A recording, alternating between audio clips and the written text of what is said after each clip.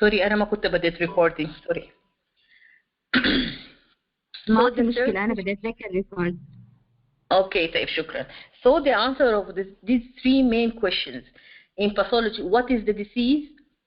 How does it occur? What's the pathophysiology? And why does it occur? It is an etiological condition. We don't deal with the investigations. We don't deal with this is clinically. Usually pathology is concentrated and dealing with the pathophysiological process and the morphological changes which occur in the organ or in the cell. So the terminology is commonly used in, accordingly, the most terminologies used in pathology are etiology, which is the factor. There is a difference between the predisposing factors and the risk factors and the etiology. Etiology is the direct cause. Predisposing factor, this patient could have this disease or could have not this disease. According to the same circumstances, this patient can get this disease. But the etiology is the direct cause, which is being predisposed, which takes place as a pathological process in the organ. So etiological factor or factors are some diseases have a single etiology, and others have multiple etiological factors, which could be intrinsic or extrinsic. Intrinsic, we mean something changing. We're going to know that changing inside the environment of cell.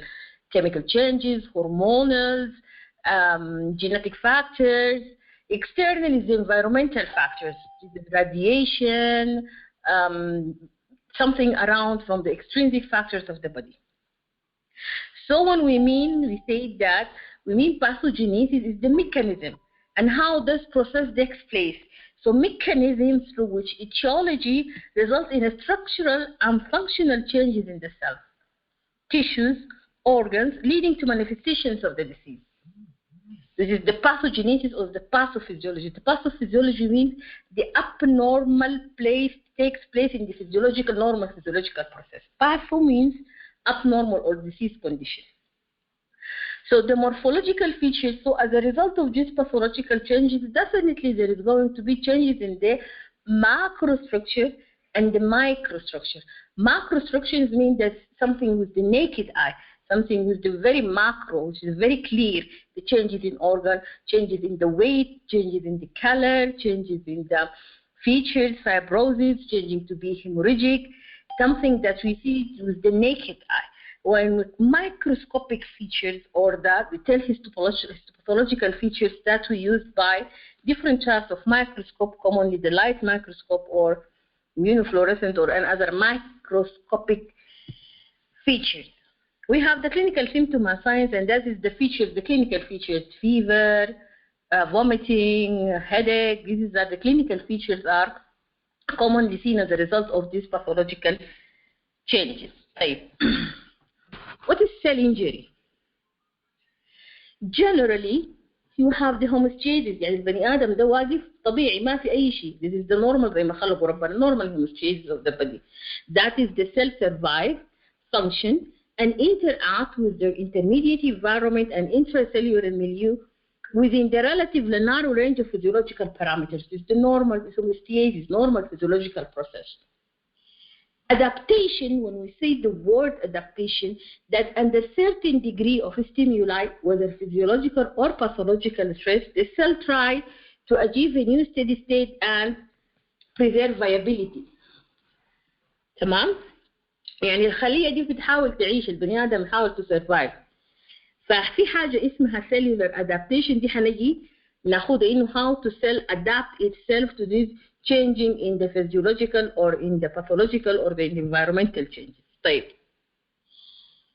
Cell injury occurs when the adaptation or capability of the cells is exceeded, or the injury was severe enough from the start to overlook the adaptation capacity.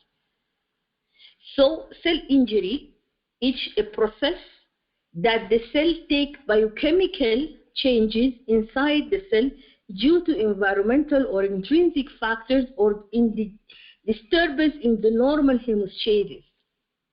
So the cell will take a biochemical changes inside the cell, which lead to morphological features. طيب cell injury حاجتين اتنين. يا اما reversible or irreversible.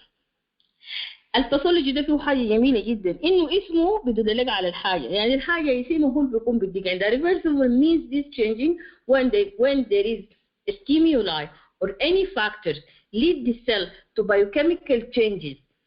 If this stimuli is fading out or stopped, the cell return back to normal. It's reversible. Irreversible, there is a biochemical changes, continuous steps in the biochemical changes. Even if the stimuli is fading or stopped, the cell will continue to die till death. And there is a different types of death irreversible, with necrosis and apoptosis, and you will deal with it in a different lecture. Lakin the idea is general idea about the cell injury, that the cell itself has a biochemical changes, steps occurred inside the cell due to extrinsic or intrinsic factors leading to these steps in the biochemical changing. If the condition is fading or stopped or end up, the cell will return back to normal.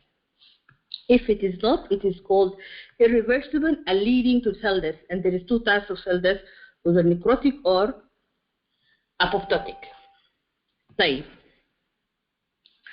So, cell injury. What are the causes of cell injury? دايما في الباثولوجي يا حاجة جينيتيك، يعني حاجة ولدوك بيها due to environment, internal environment, genetic factors, chromosomal abnormalities, and there is acquired condition that you are being birthed or still you have a normal hemostasis. But due to changing in the environment will lead to cell changes or cell biochemical changes. The genetic factors they show the inherited genetic conditions, changing في chromosome, genetic mutation, chromosomal abnormalities, inborn error of metabolism due to enzymatic deficiency. This is congenital condition. يعني البني آدم يتولد بها أصلا genetically، ما بعد ما هو كان عايش normal hemostasis قام اكتسبها. So the other classes or the other branch of the etiology is acquired factors. Usually in cell death, the main factor for the cell is oxygen deprivation او البلد سبلاي. السيل عايشه على شنو؟ على البلد سبلاي. البلد سبلاي ده بيجيب لك شنو؟ بيجيب لك الاكسجين. So any cause leading to hypoxia or deprivation of oxygen, that oxygen deficiency causes reducing aerobic exudative respiration like the high altitude or anemia or any other cause leading to hypoxia. Hypoxia means إنه السيل دي كمية الأكسجين الجاته جاته شوية.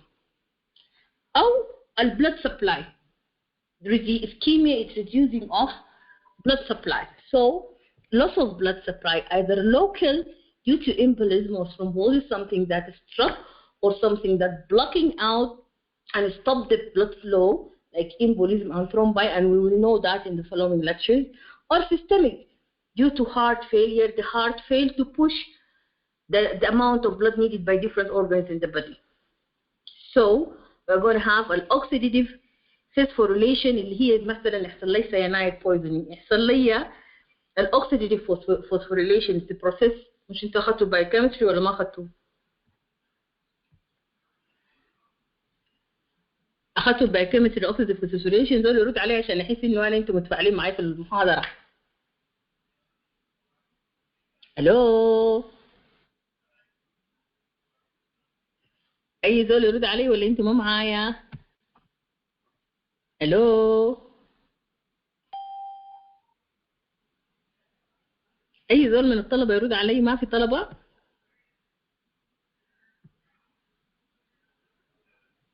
نعم ردوا علي. اخذتوا الاوكسيديتيف phosphorylation في البايوكيمستري او في الفيزيولوجي؟ انتوا معايا ولا ما معايا؟ انا عايز اعرف انتوا معايا ولا ما معايا. ردوا علي يا دكتورة ياخد ايوه معاك يا طريقة دكتورة.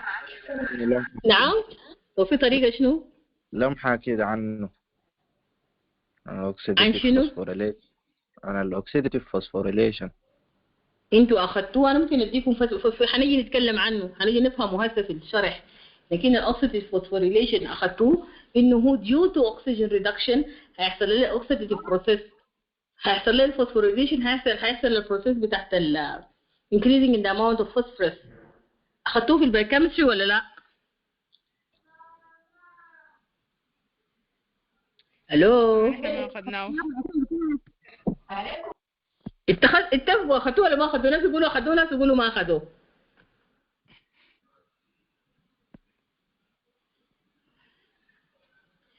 في ناس اخدوه يقولوا لي اي، وفي ناس يقولوا اخدوه. انا عشان عايز احس انكم انتم معايا في المحاضره. دقيقه ممكن آمنة ممكن تشوف الشات، في طلبة بيكتبوا في الشات. طيب لحظه دقيقه بس اشوف الشات، انا عشان عامله سكرين.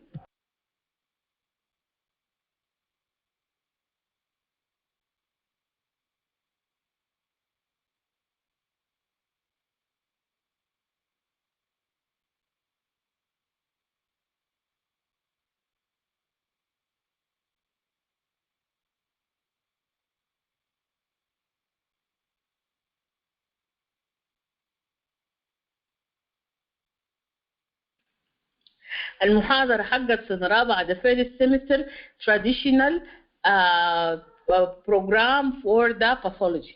This is the lecture starting lectures of general pathology, the foundation of pathology. للناس اللي ما أخذت pathology قبل كده. تمام؟ طيب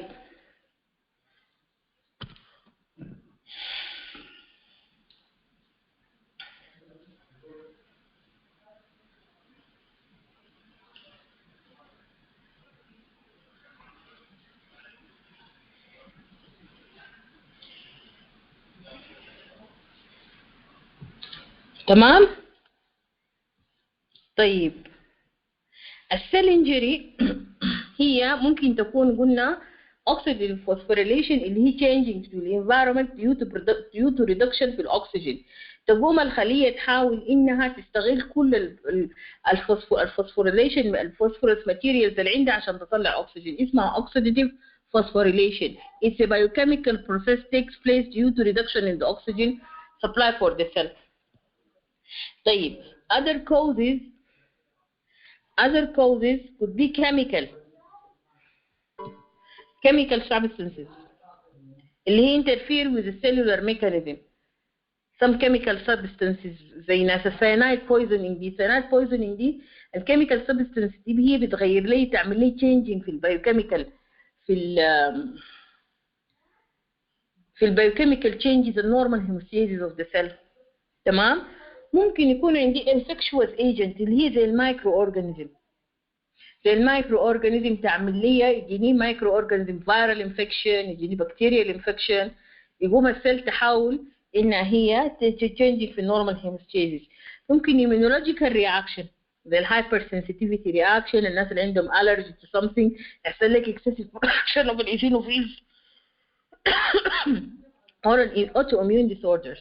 ممكن يكون genetic factors، ممكن تكون nutritional imbalance. الناس مثلا الفيجيتيريانز، الناس اللي ما بتاخد enough vitamins، كل السبستنسز اللي بنيد البودي it's not sufficient for him for the cell itself. يعني nutritional imbalance مثلا malnutrition، الفيجيتيريانز اللي بياخدوا بس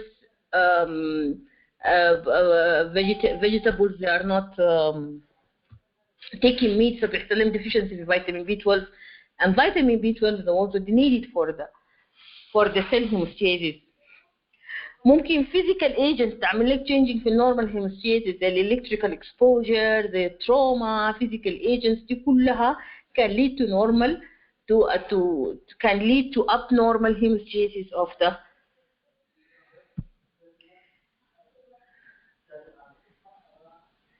طيب ممكن تكون iatrogenic factors. iatrogenic causes دي اللي هي due to surgical or medical intervention. نعم نعم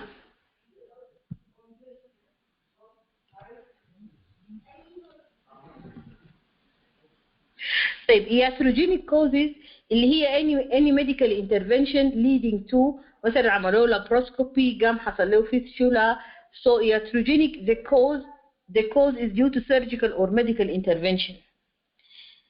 Idiopathic, there is no cause. في diseases ما عندها أي cause، يعني ما في 90% مثلا زي الكانسر there is no direct cause. ما في حاجة idiopathic. Idiopathic, this is the patient develop this pathological process without any underlying cause. ما في سبب واضح فبيسميه idiopathic. Idiopathic, there is no direct reason for this disease to be developed. يعني ما due to bacteria ولا due to immunology. This patient develop cancer مثلا. This patient develop brain tumors. This patient develop stroke, rupture of the vein without any underlying cause. So this is called idiopathic factors or unknown factors. Aging is one of the factors for developing an abnormal hemostasis لأنه due to progressive decline in the proliferation capacity and the lifespan of the cells. So there is continuous exposure to exogenous influences that result in progressive accumulation of cellular and molecular damage. الآلي نفسه البروسيس بالدارجة جهنة السودانية يقول لك المرض كما خلاك الكبر ما بخليك. فالايجينج بروسيس بيحصل one of the factors انه لما نيجي نعرفها في cellular adaptation one of the causes of atrophy of the cell, atrophic reason. So aging is considered as a cause for the changing in the normal homeostasis of the cells. في سؤال؟ أنا حاسة في كلام.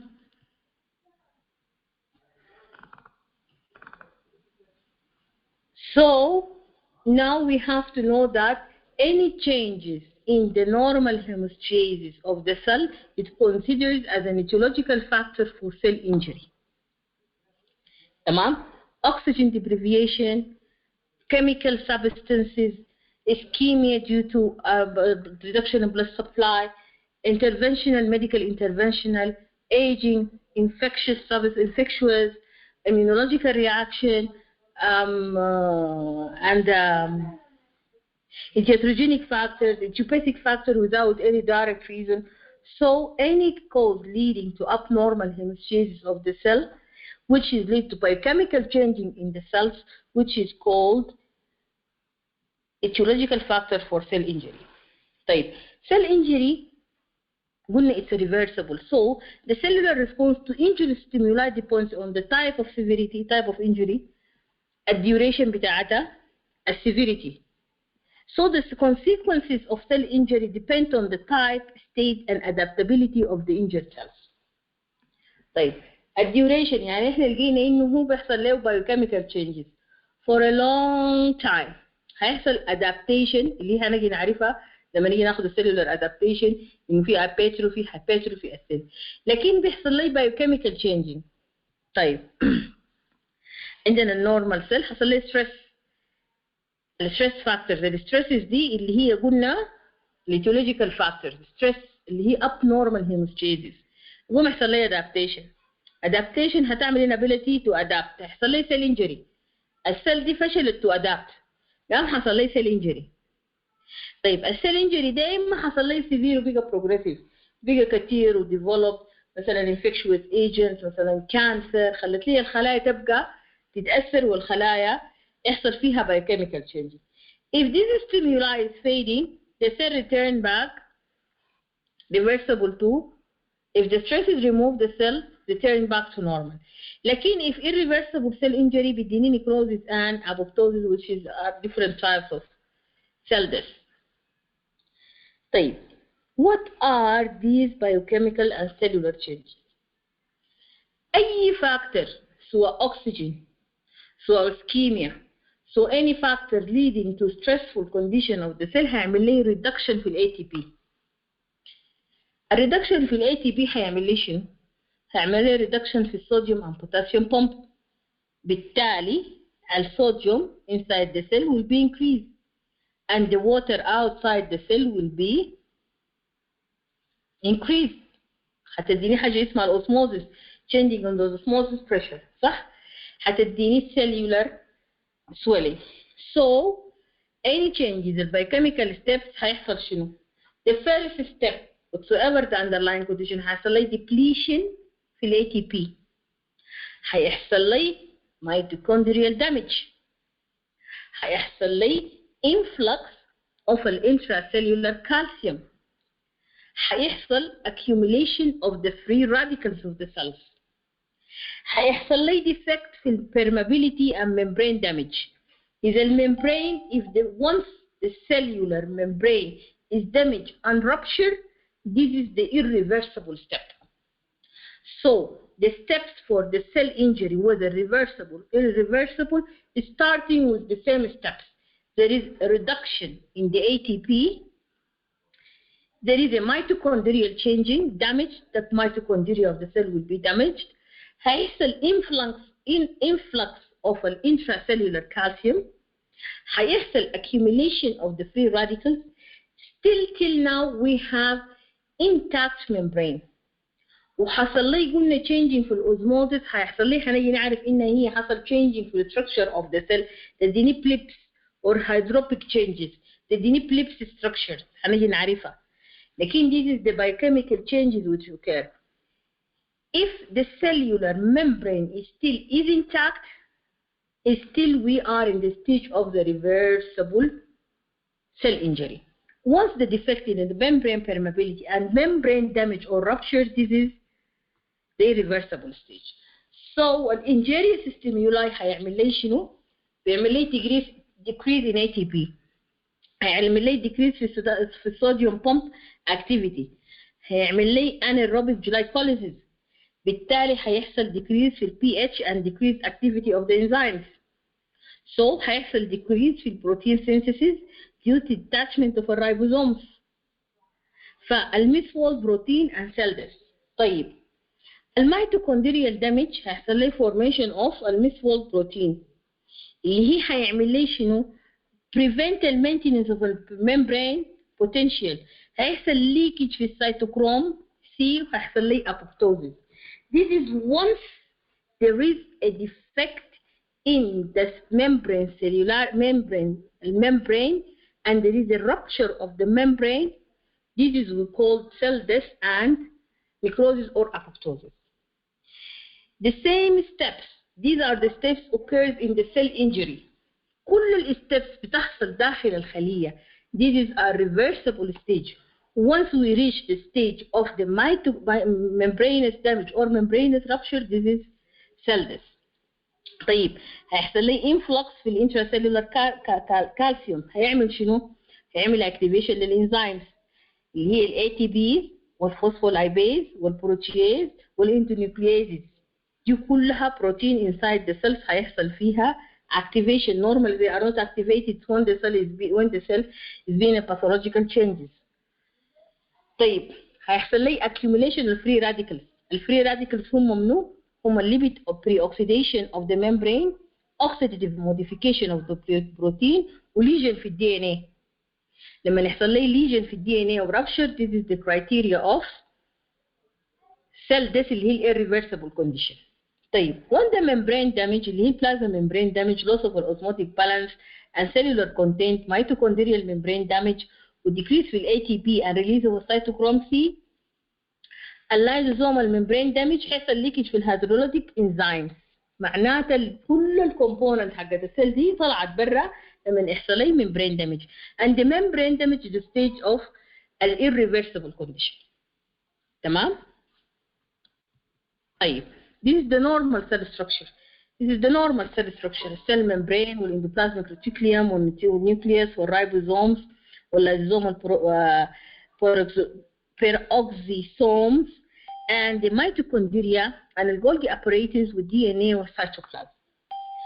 All the biochemical changes which occur inside the cells are reversible once the stimuli is fading and once the cell membrane is being intact. لما نجي في irreversible هتيجي تعرف انه هيحصل الدي ان اي ودي لكشر براها اللي هي في how the cell is being dying. So the difference between reversible and irreversible changes are pathological changes that can be reversed when the stimuli is removed. A cellular swelling of the endoplasmic reticulum and the mitochondria, the bleb formation, and clumping of the chromatins. لكن الباثولوجيكال changes ولا البارامترز that cause cell death اللي هي severe mitochondrial vacuolization, extrinsic damage to the plasma membrane. هيحصل لي detachment بالرايبوزومز من الجرانيولار cytoplasmic reticulum، وهيحصل لي injury للlysosomal bodies lead to leakage of lysosomal enzymes into the cytoplasm which cause a cell lysis. تمام؟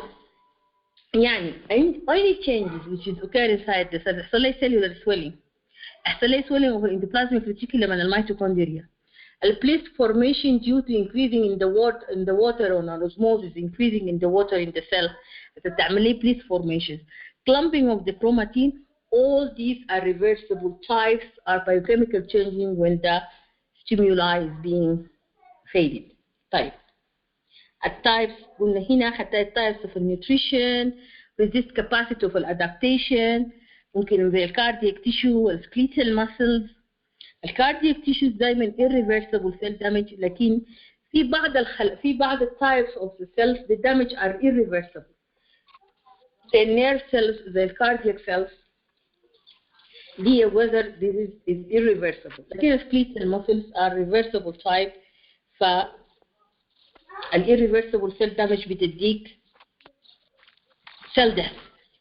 So skeletal muscle withstand and resist the hypoxic injury for a long time, while cardiac muscle suffer irreversible cell injury after 30 to 6 minutes of continuous ischemia. احنا قلنا كمان من الفاكتورز الحاجات الان الفاكتورز اللي بتاثر لي قلنا التايب والديوريشن والانتنسيتي اوف ذا انجري. في فاكتور ثاني مهم اللي هو التايب اوف ذا سيل نفسها. يعني السكليتال ماسلز بتعمل ادابتيشن، تعمل لك هايبرتروفي، تعمل لك هايبربيتيف. الكاردياك ماسلز and the nerve muscles, الفاسكولار muscles, these are called cells will disease the cell death is very easily. An irreversible condition can take place very easily. طيب. These what we're talking about is the biochemical changes اللي هي ال ATP, sodium potassium pump, intracellular influx, الفري formation of the free radicals. لحد هنا دي cell injury impact of the cell membrane. بيحصل لك chromatin clumping، بيحصل لك cliffs formation due to water cliffs، البلبس اللي هي due to increase in the water osmosis. All these factors are biochemical changes occurred inside the cell.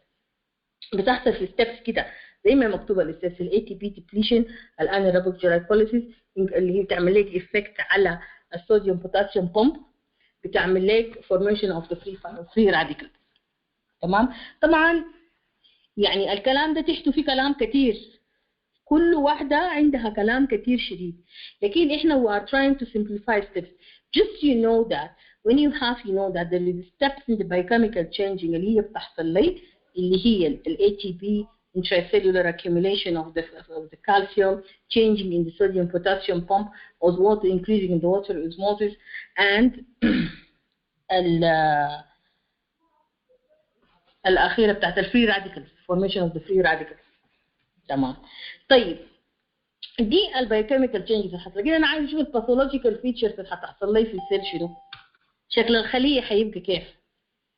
the pathology of the cell injury. طيب الريفرسبل cell injury عندي منها acute وكرونيك. الأكيوت في كمية من التشينجز اللي بتحصل commonly عندي لها hydropic changes اللي هي vacuoles appear in the cytoplasm. In extreme form cell distended with fluid and rupture اللي هي البليبس. بتبقى قلنا الووتر مش قلنا انه بيحصل لي increasing في الاوزموزس، في increasing in the water inside the cells بتقوم تديني بليبس. الخليه دي بتقوم زي فقاقيع كده، هنيجي نشوف شكلها هسه. فthis is the hydropic changes is the commonest commonest early changes in the cell. الايرلي changes اللي بتحصل في السيل due to شنو؟ due to water accumulation. فبتديني form of vacuoles. في الميوكويد الهايلاين changes، في الميوكويد changes. This depends according to the type of the cells. إذا mucinous cells أو لا. في الفاتي changes، الفاتي changes دي برضه commonest one of the features, also commonest features of the chronic degeneration of the cell. So بيحصل لي microvasculatures of the organ اللي هي compressed by the swollen cell resulting in pallor of the organ. common في الليفر cells وفي الكابيلاريز of the renal. معناته أنا تشينج تحصل لي حاجة اسمها hydropic changes, hyaline changes, mucoid changes, fatty changes. These are the commonest morphological cellular features. Being changing, early changes occur in the cell due to cell injury or the stimuli. الهيدروبيك changes قلنا it's a type of degeneration of sub-lethal cells. بيحصل accumulation of the water in the cytoplasm. بيحصل لي cloud swelling اللي هي vacuolar degeneration. Appears when the cells are incapable of maintaining ionic and fluid homeostasis. تمام? It is the first manifestation of almost all forms of cell injury. And due to impaired regulation of sodium and potassium in the cell membrane. Both the hydropic changes and the hyaline changes or the mucoid changes are acute type of degeneration, which is the early morphological features. هتديني شنو؟ اهي شايفين هنا انا ما عارفه هنقدر استعمل القلم ما البليبس الصوره اللي على اليمين ما الميكروسكوبيك فيتشرز الرسمه المدوره شايفين البليبس لانه المويه السل فيها مويه زي البالونه او زي الحاجه اللي فيها مويه تقوم تحاول تطلع بليبس يعني فقاعات صغيره كده شايفينها اهي فدي is still there is a change في كروماتين clumping وفي البليس فورميشن فبتديك الهيدروبيك فيتشرز هي بتظهر اندر مايكروسكوب شنو؟ تظهر لك الخلايا اندر ذا مايكروسكوب فاكيولز فاضيه خلايا فاضيه كلها دي مويه اللي هي الصوره اللي على اليمين انا ما عارفه عندكم على اليمين اللي هي الميكروسكوبيك فيتشرز ذا ريد وان فالهيدروبيك changes commonly occur في الليفر commonly occur in the kidney لما انا يحصل لي cell injury to whatsoever the factors inflammatory, infectious, immunological whatsoever the underlying mechanism.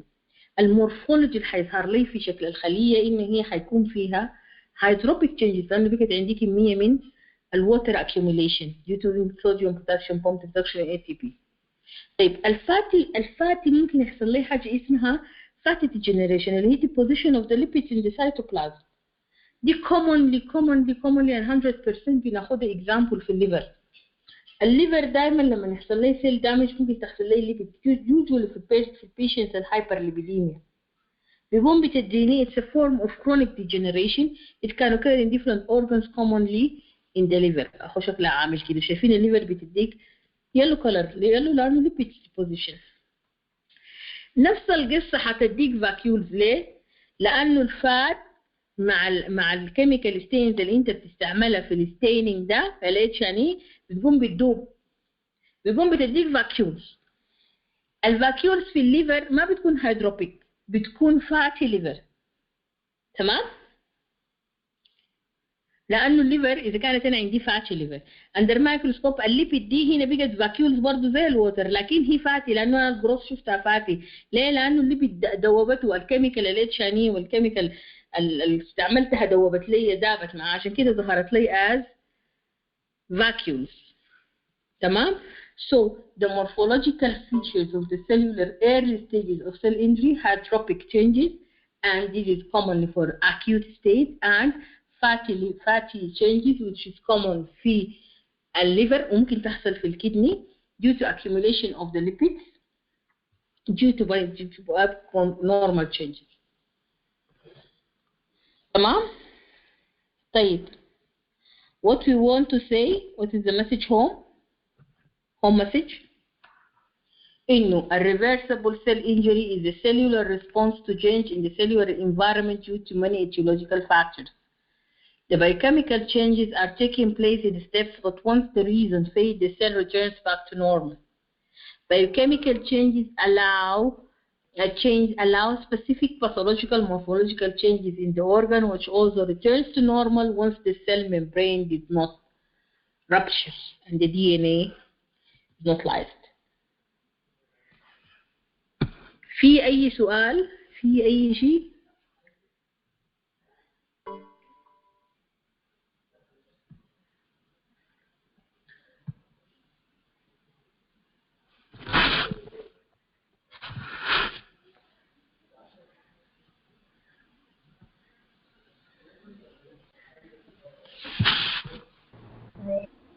أي سؤال يا جماعة؟ حبيت أنا الدكتورة قبل ما تمشي. أيوه. إذا كبر السكرين ما عرفتها.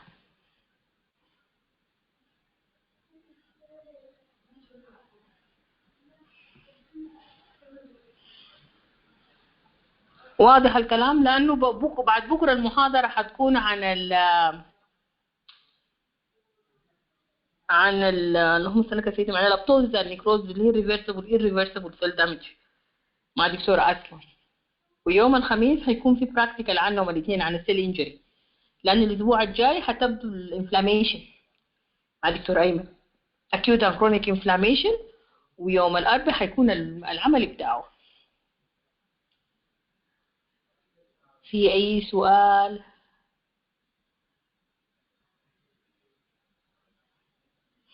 انتوا طب أسألكم أنا، انتوا كلكم سنة رابعة ولا فيكم ناس أخذوا تانية ولا فيكم ناس وين؟ في ناس أخذت باثولوجي؟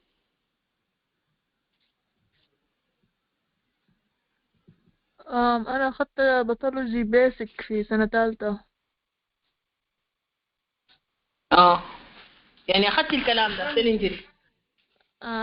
بس يعني زي بيسك لأنه أساسا بناخده في رابعة في الجامعة. أيوة هي بيزك الفاونديشن يعني السيل انجري. احنا هسه بندي كلام فوق يعني ما حاولنا نخش ديتيلز. اديت الحاجات البرود لاينز والحاجات المهمة شديد. أنا لو لحقت عشان أخش لكم بالاي تي في ديبليشن والانيروبيك ريسبيريشن والفري راديكال سول فورميشن وفري راديكال دي قصة طويلة. لكن البرود لاينز what are the steps are being taken. نعم؟ أنا قاعد أقول لك بس ياخدها شنو. أيوة. ما أنا ذاتي بقول لك إنه أنا بقول لك إن نحاول ندي إنه حاجات مبسطة ما حاجات كتيرة إن ديتيل. أيوه شكرا لك. طيب في أي سؤال؟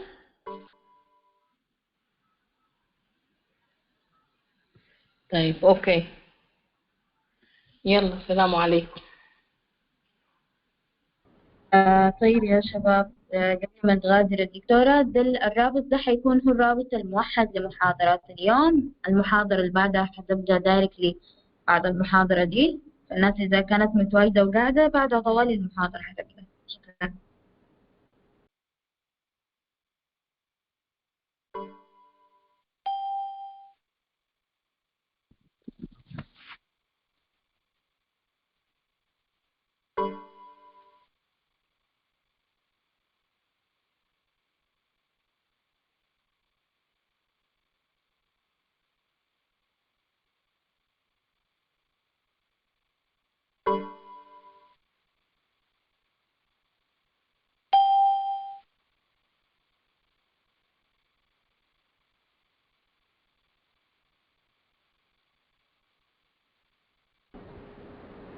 سمعتوني يا شباب؟ ده نفس الرابط حتكون فيه كل المحاضرات لحد نهاية اليوم. اللي هي خلصنا أول محاضرة، المحاضرتين الثانية كمان على نفس الرابط، على نفس الميتنج ده. بس نستنى الدكتور يدخل لنا.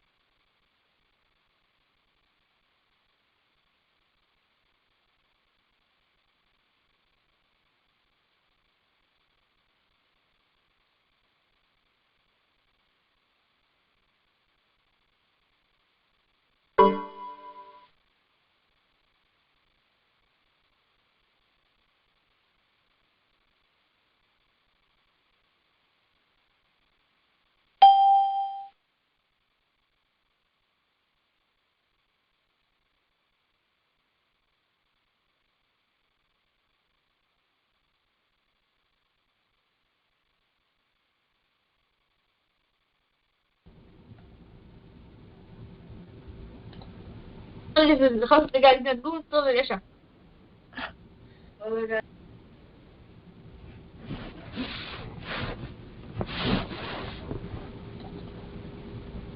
I think it's better to start.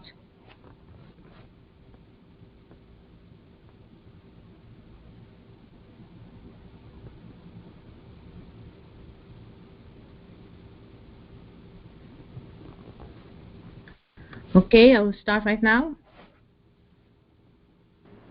Okay, you can start. طيب بسم الله الرحمن الرحيم وبه نستعين والصلاة والسلام على أفضل المرسلين سيدنا محمد وعلى آله وصحبه أجمعين. أبنائي وبناتي الطلاب والطالبات مرحبا بكم. This might be the second time I met you before.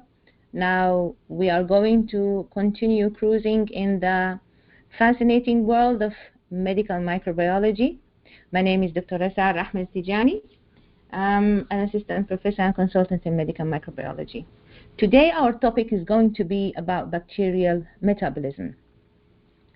And definitely you have some information or some knowledge about bacteria, viruses, maybe parasites or not yet, and fungi. This fascinating world under the microscope, which is very small, they are actually the causative agents of a lot of diseases, and they interfere with our lives and at the same time are important to us in other means. But let us understand today some facts about their life. Just let me. Yes. At the end of this session, you should identify the physiological types of bacteria. Sorry. And you have to describe the heterotrophic metabolism. Just let me try to modify something here. Now, the intended learning outcomes, by the end of this session, we need to identify the physiologic types of bacteria. Also, we have to describe the heterotrophic metabolism of the bacterial cell, also to compare the aerobic and anaerobic bacteria and recognize the phases of bacterial growth, also to understand some factors that influence bacterial growth. At the end of this, so the bacterial metabolism. Now here, the bacterial metabolism. We can see that actually bacteria, they have all the cells contain of two different types of reactions, or two different types in relation to nutrients. These different types which are related to the nutrients are actually that the cell consumes nutritions, and at the same time they take these nutritions and they form some sort of products that they require to live and thrive. These nutrients that enter the cell, if you can follow my cursor, they go and they synthesize different compounds inside the body or inside this cell, which is called anabolism. And this is actually a biosynthesis. So when you take the nutrients, they enter inside, and then these nutrients are generating, giving macromolecules that are important to the cell in the structure and in the function in the cell. At the same time, the bacteria itself has some sort of compounds, because there is a continuous urge or a continuous need to have energy, so that to go from one place to another, to cause disease, to reach the environment that has the nutrition. So it requires energy. So these compounds that are taken and built up in the form of either they are for metabolism or for chemical reactions or to build up the structure of the cell, they are then again utilized to provide the bacteria with other functions. It's like they have these nutrients as building blocks, and then after that they use these building blocks to do another function. So this is called catabolism. So the bacteria requires the nutrients or the chemicals or the energy to give the important functions in its body or in its cell. But consuming this energy will also have the thing to generate a side products, and these side products could be toxic to the bacteria itself, or could be a way that we can detect or understand the bacteria that is living, what type of bacteria, by the waste products that they are providing us. For example, the waste products that could be provided could be acids, so we can identify this kind of bacterium by the acids they produce, or by alcohol, certain types of alcohol, or even the production of carbon dioxide. So the energy required the energy that is produced for various functions inside the cell of the bacteria, the waste products might be an important byproduct for us. For example, there are factories that are actually synthesizing alcohols that are used in medical practice based on the alcohols that are the waste products in the bacterial metabolism itself. So if we can say that there are the energy generating patterns usually after the sugars are made. Actually, these sugars are the simplest compounds containing carbon that can be utilized by the bacteria to generate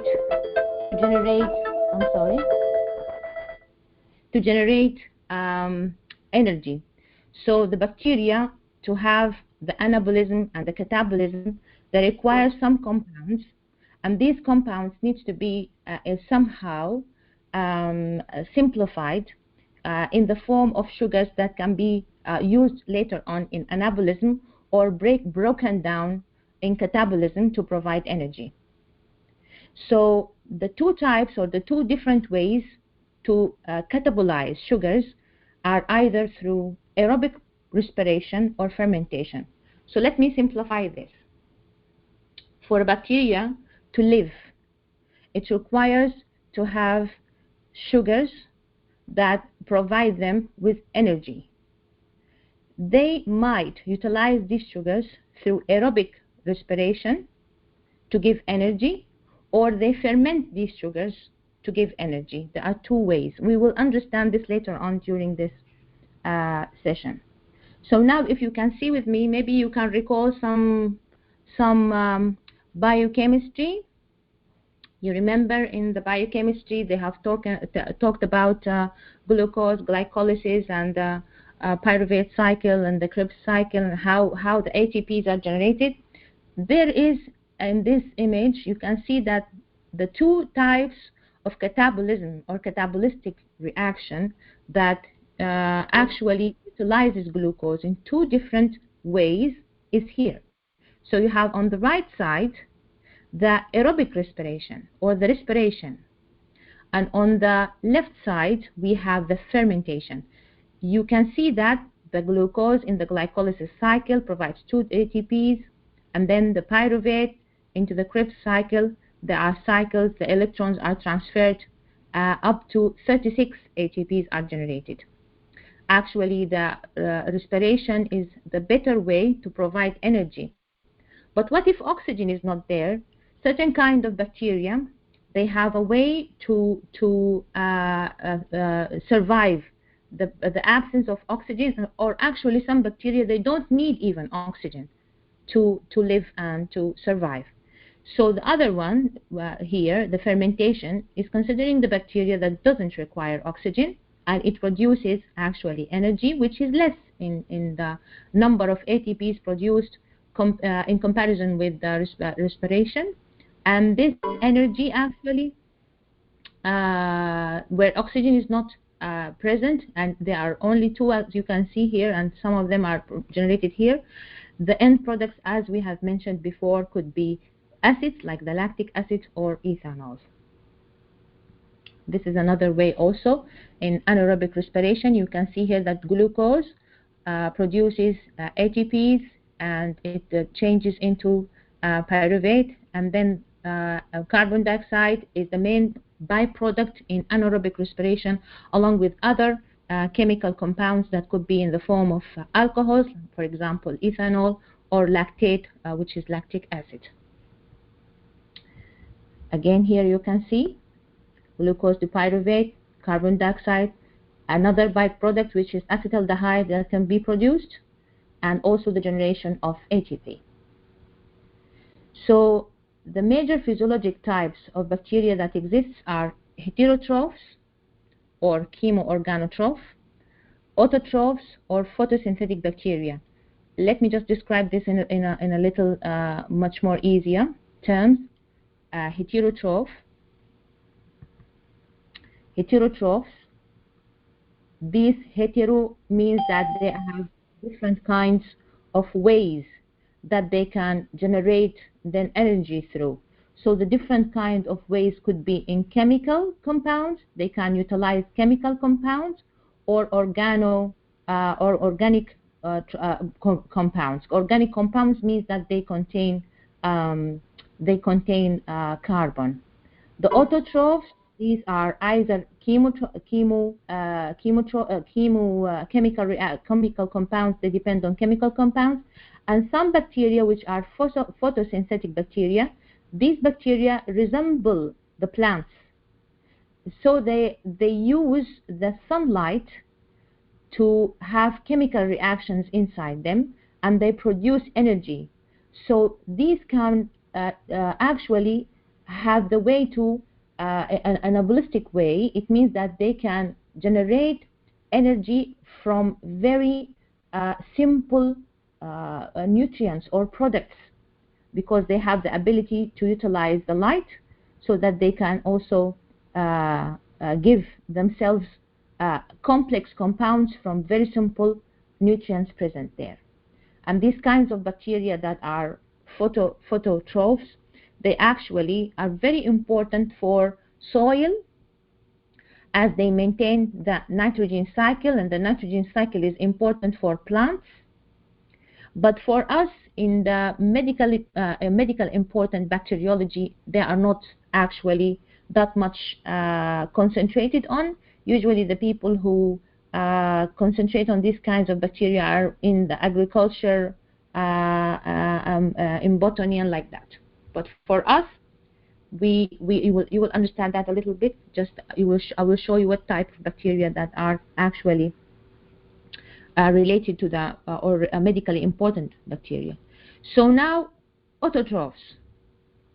Auto means that they are self-feeding. They use carbon dioxide as a source of carbon, and carbon dioxide is easily found. Am I right?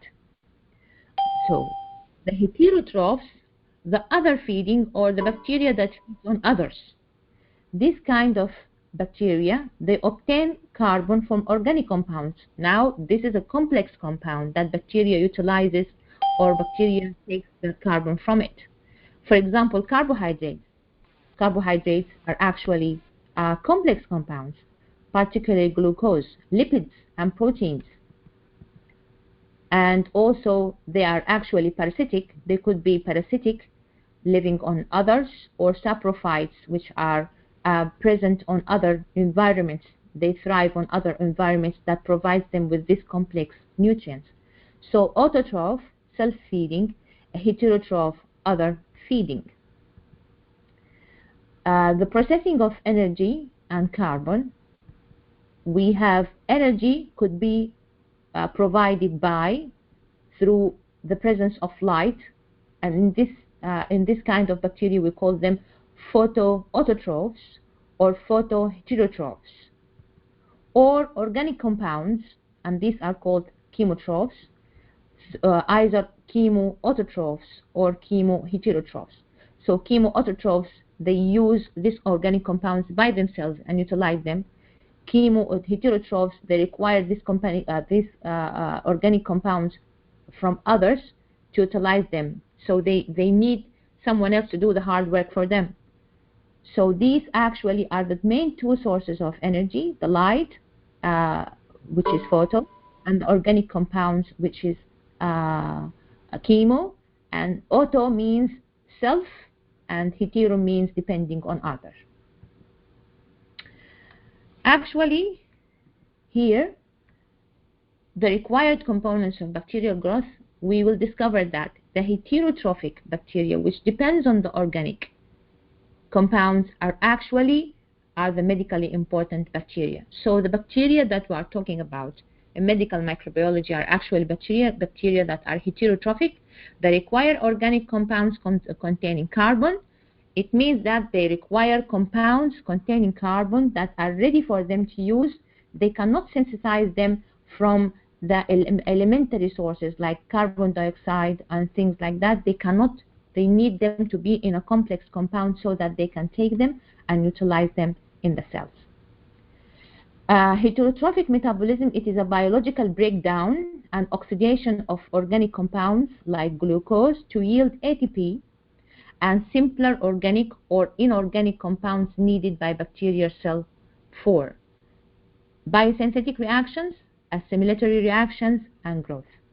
So it means that what they do with these complex compounds containing carbon are actually they break them down through oxidation to generate ATPs, and these simpler or inorganic compounds that are made as a byproduct or a product from this breakdown to ATPs is used in biosynthetic reactions, assimilatory reactions, or growth. So this is why bacteria utilize these organic compounds.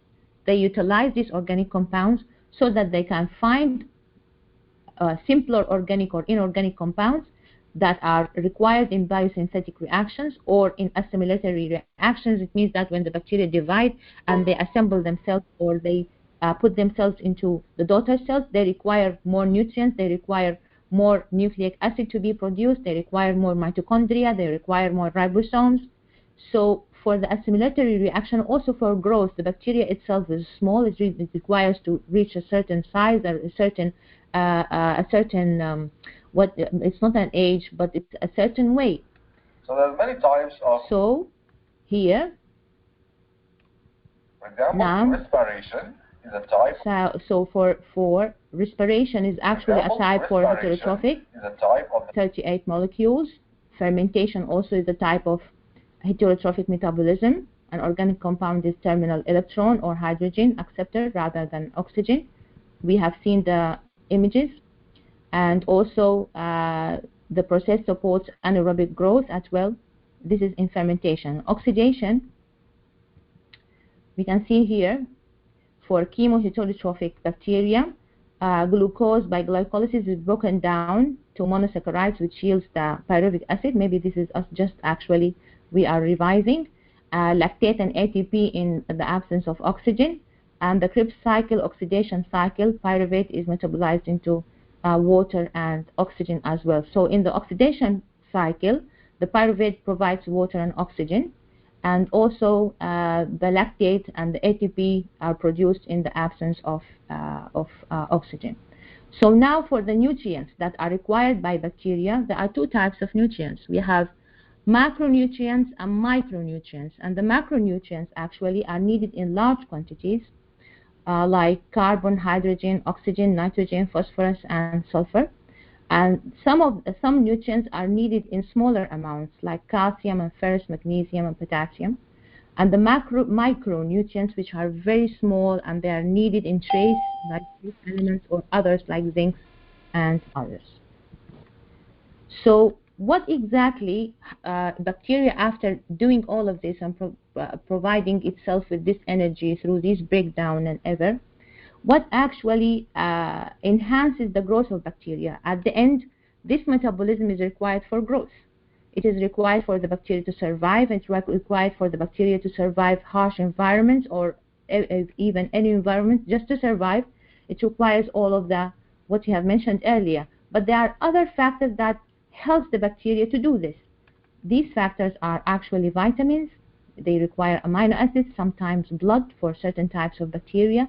Sometimes they need iron, and also the bacteria that require a medium with various growth factors or other components are called fastidious. So it means that if I'm thinking of a certain type of bacteria, what I need to think about the things the bacteria requires to grow, so that if I want to diagnose, for example, an infection and the sample came to the lab, I need to grow the bacteria with the media that is suitable for it, so that not to lose the bacteria. So if it requires vitamins, I have to give it vitamins. It requires certain types of amino acids, I have to provide it with amino acids.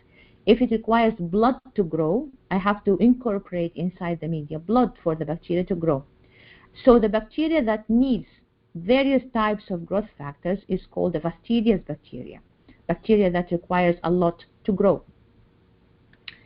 So now the availability of nutrients for the bacteria and its relationship with growth is that the oligotrophic bacteria are actually bacteria that does not require so much nutrients to live. These kinds of bacteria, they are found in the, for example, in the rivers, in the clean water system, which are already they are chlorinated, and already they are a lot of things are done for them. So this bacteria to grow or to live even, they don't require so much nutrients. So there are other types, which is homeotrophic bacteria. They need more nutrients. They are medically important. This is why, and they grow rapidly and easily in the lab. So what about the waste products that are produced by bacteria during their growth and during their consumption? The waste products actually could be oxygen. Oxygen is actually metabolized in the growth of bacteria.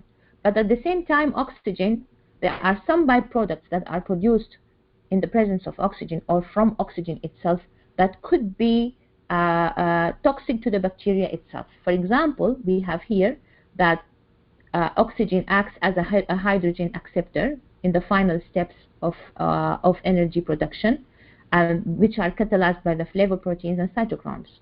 But actually there are two toxic molecules, superoxide anion, which is O2-, and hydrogen peroxide, which is H2O2. So what happens is that if in the presence of superoxide dismutase, two oxygen minus molecules plus two hydrogen, in the presence of this enzyme, there is a generation of oxygen and also H2O2, which is hydrogen peroxide. In the second step, the hydrogen peroxide itself, when it's combined with another molecule, under the influence of catalase, it is broken down into water and oxygen. So what does that mean? If the bacteria has superoxide dismutase and catalase, it can survive the presence of oxygen, and the free oxygen radicals or the toxic molecules of oxygen will not affect them, so it will continue to be there. But if a bacteria has one enzyme, for example, superoxide dismutase, which is most of the bacteria have, but they lack catalase, so the presence of oxygen in high concentrations might end by the presence of hydrogen peroxide, which is lethal to the bacteria. So it means what? It means that oxygen enhances metabolism and growth, but at the same time we have to think about the toxic molecules that are produced by presence of oxygen, of course. So bacterial growth and oxygen availability, we have obligate aerobes. Aerobic requires oxygen. Obligated means strict. They only live in the presence of oxygen, and they require oxygen to grow because their ATP generating system depends on oxygen as a hydrogen terminal acceptor. The second type of bacteria is microaerophils. So the microaerophils actually requires oxygen, but they need it in a small amount. They cannot tolerate the large amount of oxygen. They could have superoxide dismutase, but they don't have catalase. So we need to think about that if we are growing this certain type of bacteria in the lab. So what about anaerobic growth? Growing without the presence of oxygen. Obligate or strict anaerobes. Anaerobes means no oxygen. We don't want oxygen, or they don't want oxygen. They are actually killed or inhibited by oxygen. So either their growth is inhibited or they are completely killed. They lack either superoxide dismutase or catalase, or both.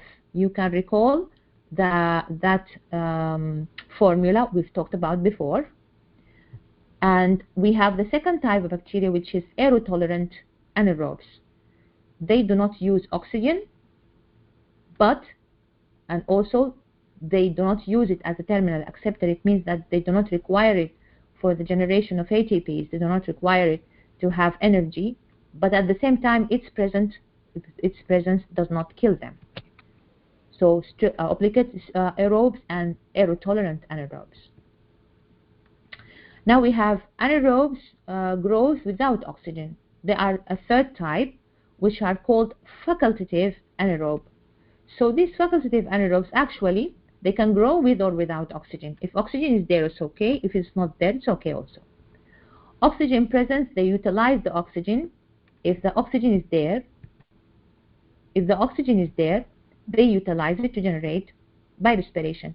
If the oxygen is not there or sufficient, they ferment to produce ATPs. So they have the ability to do both. Now let me show you this. So this is how This image.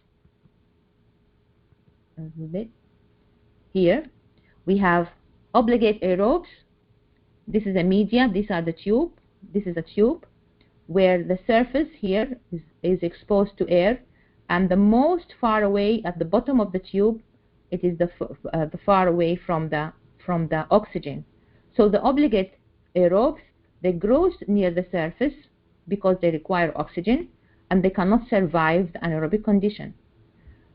On the other side, the obligate anaerobes, they cannot survive the presence of oxygen near the surface of the media here, but they grow far away from oxygen at the bottom of the tube. The facultative anaerobes, they grow evenly in the presence of oxygen or in the absence of oxygen. The microaerophils, they grow near the surface, but they don't want a large amount of oxygen which is present in the air. And at the same time, they are not anaerobes. The aerotolerant, they grow scarce in the presence of oxygen or in the absence of oxygen. They require minimum amount of oxygen, so their growth is not optimum anyhow. So the factors that can affect bacterial metabolism and growth: temperature, pH, salt concentration, and osmotic pressure. So high, low temperature, or regular temperature, this affects it. The pH, whether it is acidic or it is alkaline or neutral. The salt concentration, is it high or is it low? Osmotic pressure, is it high or is it low? These are all important factors for the bacteria to grow. Bacteria and temperature. So one of the factors that affects the bacterial growth is temperature, actually. So we have saccharophils, they grow in less than 10 degrees centigrade. Mesophils, they grow between 20 to 40 degrees centigrade. Thermophils, they grow between 40 and 70 centigrade. And hyperthermophils, they grow over 80 degrees centigrade. And actually, these bacteria that can tolerate very high temperature, that are used in different kinds of industries, in the laboratories, and so maybe one day when you have the sterilization and disinfection lecture, they will tell you about this kind of bacteria. For the pH, acidophils and acidotolerant grow at low pH. Alkalophils and alkalotolerant grow at high pH, because the high pH is actually alkaline and the low pH is acidic. And most of the medically important bacteria, they prefer neutral pH, and that's very logical, because actually the human body blood is actually neutral, 7.4, so it's just in the middle in the pH. So definitely, if we have a medically important organism, it means that it requires this pH. Other types, they are halophils or halotolerant, which can grow in high salt. Osmophils can stand in hypertonic environments. Xerotolerant, they can stand dryness and resist desiccation. Desiccation means dryness, or severe dryness. So these are other types of bacteria called based on their tolerance to extreme salt or desiccation and environment, extreme environment. Now, bacterial growth is the division actually of one bacterium into two daughter cells by binary fission. The generation time of bacteria, the nutrition they have, and the energy that is spent actually differs in the different types of bacteria. So some bacteria, they divide within 20 minutes, and some other bacteria divides within 24 hours. So if you can see here, the bacteria actually to divide requires different phases, different kinds of phases. Here in the Y, we have the number of bacteria by log, and here is the time taken for the bacteria to give two daughter cells, which is from 20 minutes to 24 hours. We can see that there is the lag phase and the log phase. I will show you now a definition for each one of them. Just follow me. The stationary phase and the death phase. So the bacteria to divide must go through all of these phases to provide you with an increased population of bacteria. So the bacteria at first prepares itself, then it divides very rapidly, and then the nutrients are depleted, and the dead are equal to the live bacteria. And what happens is that after that it declines, because the dead bacteria will be more than the multiplying bacteria, and that's due to the complete or severe depletion in nutrients. So if you can see here, the lag phase is actually the phase where the bacteria is adapting to the growth growth conditions around it. It checks the pH, checks the temperature, checks the salt concentration, the osmolarity, the presence of nutrients. It takes in the nutrients. This is the lag phase. So a little bit it's lagging behind because it's not dividing yet, but at the same time it's preparing itself to divide. So, and also there are some sensitives inside the bacteria, for example, for the RNA and enzymes that are synthesized inside the bacteria, so that it will prepare itself to the next step. The next step is the exponential phase, which is the log phase. And why we call it log? Because actually we cannot count the bacteria by one, we count them by logs. 10 to the power 6, 10 to the power 9, and so on. So 9 is the log. So we here cannot count the bacteria by single cells, we count them by logarithms or log. So log phase is a period characterized by cell doubling. If the growth is not limited, doubling will continue constantly. If you provide nutrients, the bacteria is here, it started dividing because the nutrients given here is actually quite enough for it. So it will start to divide. If you don't stop giving nutrients continuously, you are getting rid of the toxic molecules and giving nutrients, the bacteria can divide forever, constantly. But what happens? What happens is that actually this theoretical growth cannot happen because the nutrients are going to be depleted and there are toxic products that are accumulating. And then the bacterial division and growth equals the rate of death, and due to this we have a flat line. It means that the dead equals the alive ones, the dead equals the growing one. So this is why this line is flat. So this is called the stationary phase, or this stationary phase is actually the phase where that rapid growth and rapid division of the bacteria is not there. There are toxic molecules and the growth of bacteria, the dead are equaling the alive ones. So what happens next? Then the bacteria here runs out of the nutrients. All the nutrients are not there. Finished. The carbon containing nutrients and the pH changed, and there are free oxygen radicals, and it starts to die. So in this phase, it is called the death phase. Actually, due to the death phase, it means that the dead bacteria is more than the growing bacteria. So the curve declines. So now we have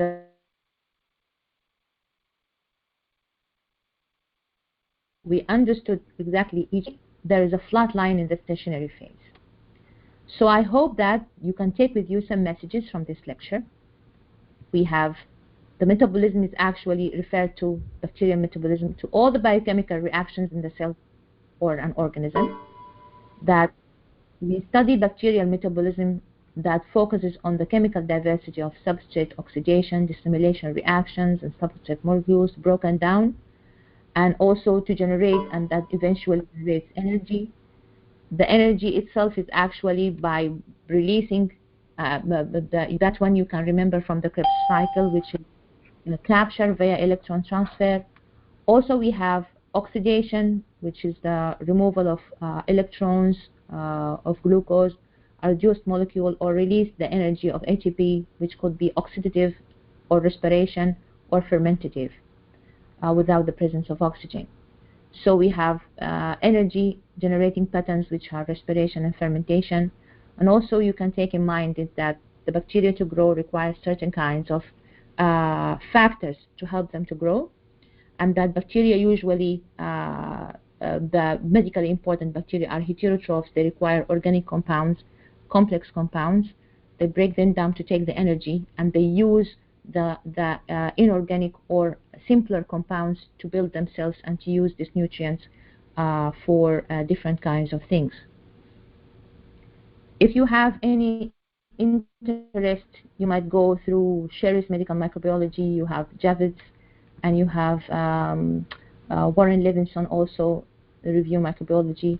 There are also some websites that you can check. My lecture is uploaded in the Moodle, and I hope that you have enjoyed it. I know that the bacterial metabolism is one of the tough lectures, but I think maybe you took with you some messages home. It's just to enlighten you and to show you the way, so that when you read more, it will be easier for you. Thank you very much, and if you have any questions, I will be happy to answer.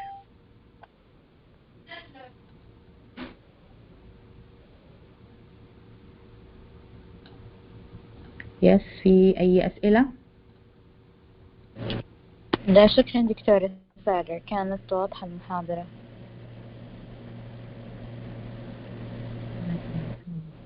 شباب في أي أسئلة من الأودينس؟ شايفة الشات بوكس ما حد كاتب. If anyone wants to ask a question, you can directly open the microphone. I don't mind.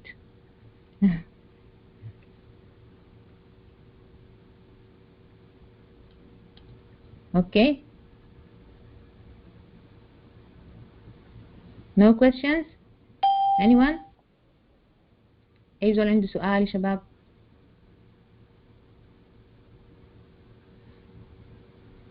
Okay, تمام. شكرا جزيلا. Okay. This is the end of the lecture. I will see you next time, inshallah. Feel free to ask any questions later on, and you can contact me on, this is my telephone number, and I have WhatsApp, and also this is my Gmail. If you would like to send me anything, I would be happy to help you. Thank you very much, everyone. شكرا آلاء، يديك العافية إن شاء الله. جزاك الله خير.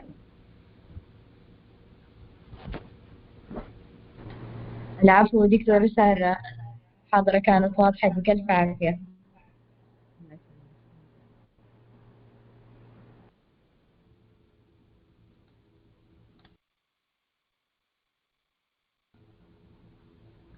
السلام عليكم.